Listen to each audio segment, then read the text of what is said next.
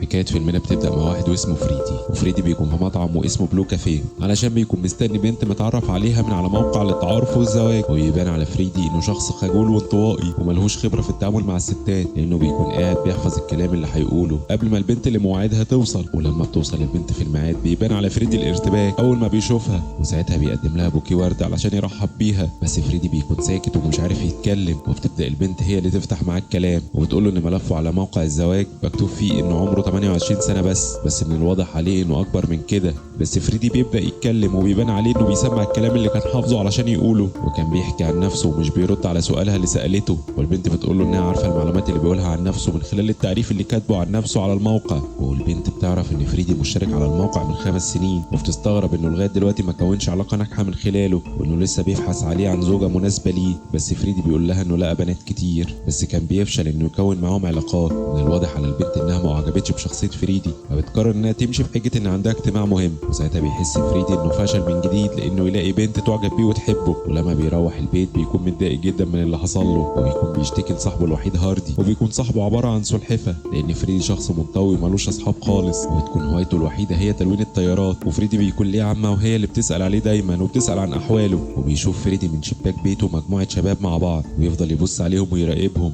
لغاية ما بنت فيهم بتاخد بالها ان فريدي بيبص عليهم من شباك بيته، فبيتكسف وبيدخل بسرعة. وفريدي بيكون بيشتغل دكتور اسنان شاطر وعنده عيادته الخاصة بيه، وهو في البيت بيجيله تليفون من بنت بتعرفه انها شافت ملفه على موقع الزواج وانها حابة انها تتعرف عليه وتقابله. ساعتها بيديها فريدي ميعاد في نفس الكافيه اللي متعود يروح فيه، وبرضه بيقعد يردد الكلام اللي بيحفظه علشان يقوله. واللي شغالين في الكافيه بياخدوا بالهم ان فريدي بقاله 3 سنين متعود انه يقعد في نفس المكان ويطلب نفس الطلب، وانه بيحاول انه يتعرف على اي بنت، بس البنت اللي مستنيه فريدي مش بتيجي. وبيكون في شله صحاب هم اللي عاملين فيه المقلب ده علشان يضحكوا عليه، لانهم هم اللي كانوا تحت بيته وكان بيبص عليهم من الشباك وبيراقبهم. وهو خارج من الكافيه بيتكلموا عليه وبيعرف ان هم اللي عملوا فيه المقلب ده، بس فريدي ما بيكونش ليه اي رد فعل عليهم وبيخرج من الكافيه. وبعدها فريدي بيحضر فرح مع عمته وبتقول له ان العريس اصغر منه وان كل اللي في سنه اتجوزوا، وتبلغه انها خايفه عليه وانها نفسها تفرح بيه وتشوفه عريس قبل ما تموت. وعمته بتبلغه ان في بنت شكلها معجبه بيه لانها كانت بتبص عليه وبتطلب منه انه يقوم يكلمها. وفعلا فريدي بيسمع كلام عمته وبيقوم عشان يكلم البنت، ولما بيشوفها بيتوتر بسبب جمالها وبيحاول انه يتكلم معاها. وبتكون البنت مستغرباه بسبب طريقه كلامه معاها، وهو واقف بيكلمها بيظهر جوزها من وراها وبيتخانق مع فريدي لانه بيعاكس مراته وبيضربه ويوقعه على الارض. بس فريدي لما بيروح بيفضل يحلم بالبنت اللي شافها في الفرح. وتاني يوم دكتور فريدي كان بيمارس شغله في العياده، بس بيتفاجئ بوجود البنت اللي شافها في الفرح قدامه في العياده. بس في الاول بيفتكر انه بيحلم لغايه لما بيلاقيها بتكلمه وبتعرفه بنفسها وبتقول له ان اسمها كايناز، وانها جايه العياده علشان تخلع ضرس العقل علشان بيوجعها. وبتعتذر كايناز عن سلوك جوزها رستم معاه يوم الفرح لانه غيور جدا عليها. وفريدي بيكشف عليها وبيكتشف ان ضرسها محتاج انه يتخلع، بس بيطلب منها انها تعمل اشعه الاول علشان يقدر انه يخلعه تاني يوم. ولما بيروح للبيت بيتخيل فريدي انه كايناز مراته ومستنياه وهو راجع من الشغل. وبيجي تاني يوم وبتوصل كايناز العياده، وفريدي بيبلغها انه هيتم تخديرها تخدير كلي علشان يقدر انه يخلع الضرس من غير الم. ولما كايناز بتكون تحت تاثير المخدر فريدي بيهمس في ودنها وبيقول لها انه بيحبها. وبعد العمليه بيعرف فريدي شويه معلومات عن حاله كايناز الصحيه علشان يقدر يكتب لها على الدواء المناسب، وبيعرف ان عندها حساسيه من سائل غسيل الصحون. وفريدي بعدها بياخد معلومات كايناز الشخصيه من ملفها في العياده وبيعرف منه مكان سكنها. ولما بتروح كايناز على بيتها جوزها بيضربها علشان كانت بره البيت وما عملتلوش الاكل. بس في الوقت ده فريدي كان تحت بيت كايناز وبيشوف رستم وهو بيضرب كايناز وهيكون مش عارف يتصرف ازاي، وبيقرر انه في الاخر انه يمشي. وتاني يوم في العياده فريدي بيكون مستني كايناز لميعاد المتابعه بعد العمليه، بس كايناز مش بتيجي في ميعادها.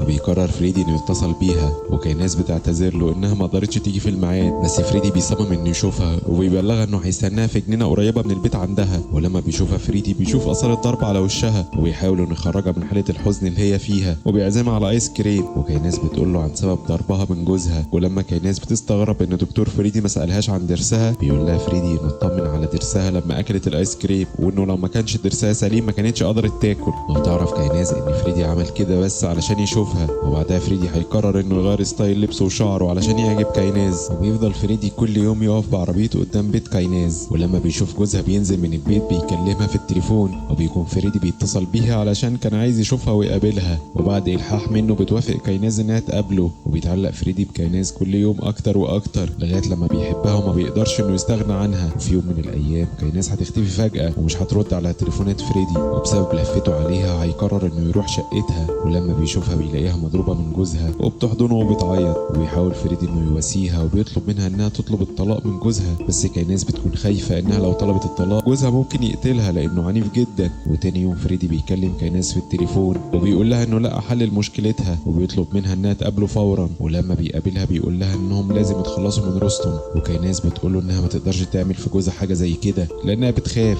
فريدي بيبلغها انها مش هتعمل اي حاجه وان هو اللي هيتكفل بالموضوع كله. وفريدي بيتفق معاها ان هم مش هيتقابلوا قوي يتكلموا مع بعض لمده اسبوع. وبيبدا فريدي انه يراقب رستم وبيخطط علشان يلاقي طريقه يتخلص بيها منه لغايه لما هينتهز الفرصه في ليله كلها مطر ويخبطوا بعربيته. ولما بيتاكد ان مفيش حد شايفه وبعد ما بينفذ الجريمه بيقرر فريدي انه يسافر للقريه بتاعته علشان يبعد عن نفسه اي شبهه اتهام. والبوليس لما بيحقق في الجريمه مش بيوصل للمجرم لان رستم بطبيعته كان شخص عنيف وكان ليه اعداء كتير. وبعد ما الامور ما بتهدى بيرجع فريدي للمدينه من جديد، واول ما بيوصل بيروح لبيت كايناز وهو بيتخيل المقابله وهو واقف على باب الشقه، بس لما بيخبط على الباب بيتفاجئ بشاب هو اللي بيفتح له الباب. ولما بتشوفه كايناز بتطلب منه انه يمشي لانها مش حابه انها تكلمه تاني او تعرفه. وفريدي مش بيكون فاهم اللي بيحصل قدامه، وساعتها فريدي بيفتكر الشاب اللي واقف مع كايناز وبيكون الشاب ده هو الشيف اللي في الكافيه اللي متعود يقعد فيه فريدي. وبيعرف فريدي ساعتها ان كايناز استخدمته علشان يقتل جوزها بس علشان تبقى مع حبيبها ريموند.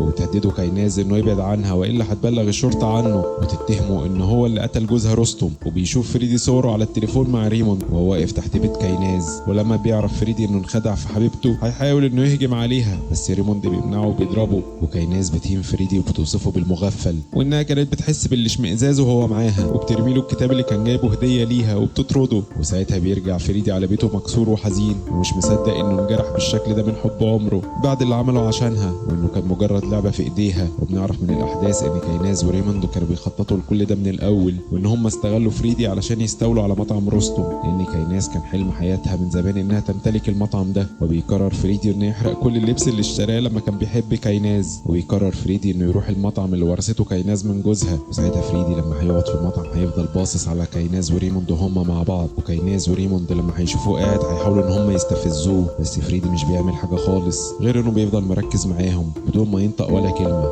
ولما بيقاسوا انهم يستفزوه كايناز بتساله عن سبب وجوده وفريدي ساعتها هيطلب منها بس انها تعتذر عن كل اللي عملته معاه. بس ريموند بيستهزأ بفريدي وبيضربه وبيهدده بالصور والرسائل اللي معاه. وبعدها بيقرر فريدي انه ينتقم منهم ويجمع كل المعلومات اللي عرفها عن كايناز ويفضل يراقبهم. ولما بينزلوا من البيت فريدي بيجيب نجار يفتح له باب الشقه بتاعتهم وبيحط لهم مخدر في الاكل. ولانه كان عارف ان كايناز عندها حساسيه من سائل غسيل الصحون وبيحط الصابون في غسول الوش بتاعها. وبعد ما بيخلص بيخرج فريدي من الشقه من غير ما حد يشوفه. وبالليل لما بينام وبيرجع فريدي لشقتهم تاني بعد ما اتاكد ان هم متخدرين وبيفتح تليفون كايناز وبيبعت رساله من خلاله. وبيفتح تليفون ريموند وبيمسح كل الصور اللي عليه وبياخد مفتاح عربيتهم وبيحل تيل الفرامل وبيرجع المفاتيح مكانها تاني. ولما بتفوق كايناز من النوم بتلاقي وشها انتشرت فيه الحساسيه بسبب الصابون وبتصرخ لما بتشوف وشها بالحاله دي. وبياخدها ريموند بالعربيه وبيجري باقصى سرعه علشان يوديها اقرب مستشفى بس العربيه مش بيكون فيها فرامل وبيعملوا حادثه بس بيطلعوا منها من غير ما يحصل لهم حاجه. وبعدها كايناز بيجي لها مكالمه من المطعم بتاعها بسبب شكوى من زبون لقى سحليه في طبق الاكل